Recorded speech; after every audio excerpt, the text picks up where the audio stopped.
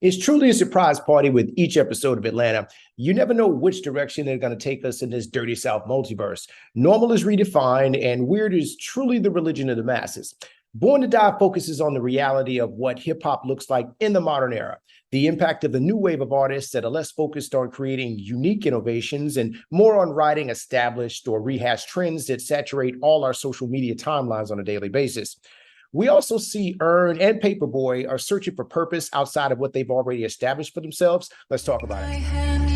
Take my hand, follow me, yeah, let's go. To the Happy Sunday, digital family. Thanks for coming back to my media couch. For those that are new here, welcome. Please make yourself comfortable, sit down, do your thing. Please also make sure you subscribe, like, and share. For my day ones, you are loved and appreciated. All right, let's dive in.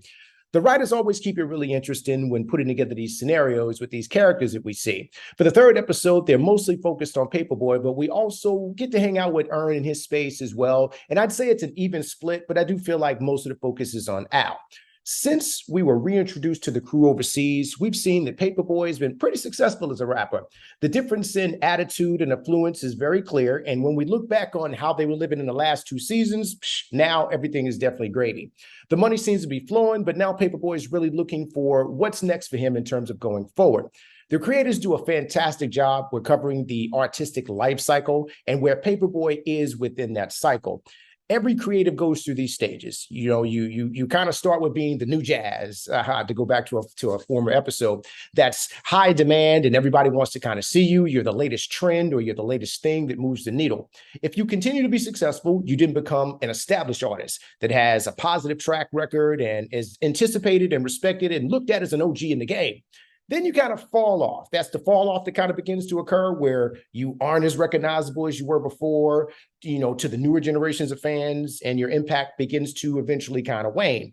And eventually every artist kind of reaches a crossroad to where they're going to have to either reinvent themselves with the newer audience to stay relevant or find ways to capitalize off the culture in order to continue to maintain that lifestyle. Or they may have to do a combination of the two.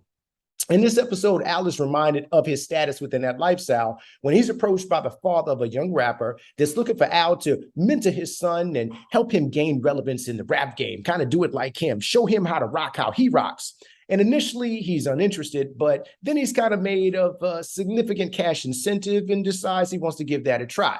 As he begins to work with the young man and his crew, he quickly realizes that they may not be as plugged in or known within this generation as he thought he was.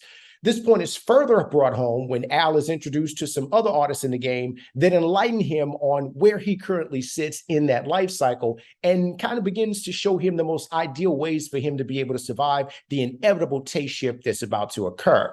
In a scenario that's nothing short of hilarious, they give him an Amway style. If you guys know Amway, you know. If you know, you know. But they give him an Amway style presentation that breaks down the only way he can prevent artistic extinction is to begin managing one of these new rapper influencers, make them relevant, and then reap the profits of their success to maintain his lifestyle.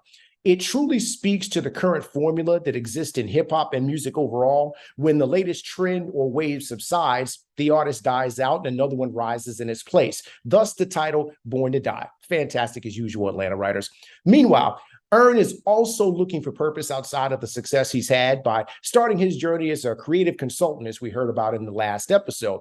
He spends most of this episode on an adventure to find D'Angelo and where he is. And this basically brought weird to a whole center stage in the episode. Earn goes through a brief series of experiences that lead up to the D'Angelo experience that does not involve D'Angelo in any way, shape, or form outside of the music and I guess the aesthetic.